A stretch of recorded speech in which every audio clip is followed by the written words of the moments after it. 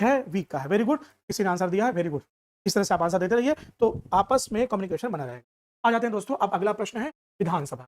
देखिए जब दोस्तों, जब भी विधानसभा की कहानी आती है तो आपको अनुच्छेद नंबर 170 याद रखना है। जब भी लोकसभा, ठीक है, जब भी दोस्तों संसद की बात आए, ठीक है, जब भी संसद की बात आए तो आपको पता है संसद किनसे मिलकर बनती है दोस्तों, तो राष्ट्रपति यानी प्रेसिडेंट से मिलकर बनती है और साथ में लोकसभा और राज्यसभा से मिलकर बनती है। तो दोस्तों इसके लिए, संसद के लिए मैंने कोड आपको पहले बता रखा है, आपको याद रखना है स र ट, ठीक है, और इसके बाद दोस्तों याद रखना है, ठीक है, 79, 80 और 81, ये आर्टिकल याद रखिएगा, ठीक है। तो आपको याद रखा 79 में संसद है, 80 में है राज्यसभा और 81 में लोकसभा।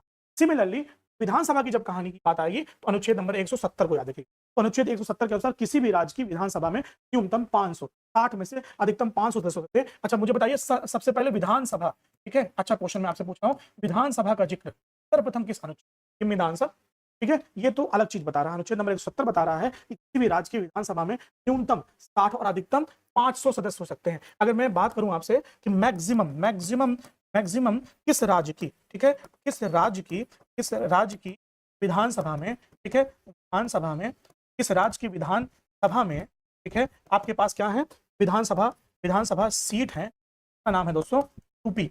403 विधानसभा सीट है यूपी में, 403 विधानसभा।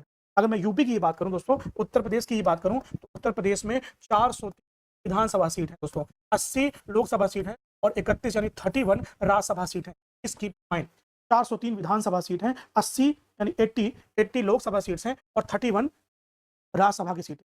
403 विधानसभा की, 80 लोकसभा की और 31 राज्यसभा की सीटें हैं यूपी में। और इसीलिए यूपी डिसाइड करता है दोस्तों कि एक्चुअल में भारत में सरकार चलाएगा कौन। और वर्तमान पीएम भी यूपी से, ठीक है, यानी इनका भी संसदीय क्षेत्र क्या है, उत्तर प्रदेश, ठीक है। Please keep in mind, this is very important for you. तो ये आपके लिए महत्वपूर्ण है बेटा, दिमाग में रखिएगा। और अब हम वो महत्वपूर्ण चीज पढ़ने जा रहे हैं जो शायद आपके लिए बहुत महत्वपूर्ण है, क्योंकि अभी हाल फिलहाल में आपने सुना होगा कि 2027 में जनगणना होने वाली है और जनगणना के अंतिम आंकड़े आने वाले। तो इसको याद रखिएगा, राज्य विधानमंडल का निर्धारण 1971 की जनगणना के अनुसार किया गया। यानी मध्य प्रदेश में जो 230 सीटें हैं, इसकी गणना की कहानी कहीं ना कहीं 1971 से जुड़ी हुई। अब दिमाग में रखिएगा, जबकि विधानसभा क्षेत्रों में, अच्छा ये लोकसभा की बात हो गई, दिमाग में रखिएगा, राज्य विधानमंडल की सीटों का निर्धारण, थोड़ा सीट 230 होंगे, लेकिन जबकि विधानसभा में क्षेत्रों का पुनर्गठन, यानी जो क्षेत्र होंगे, रीजन्स होंगे, उसका गठन 2011 की जनगणना में हुआ। सीट का निर्धारण 1971 में हो गया था और कौन सी सीट्स कहां होंगी इसका निर्धारण 2001 में हुआ।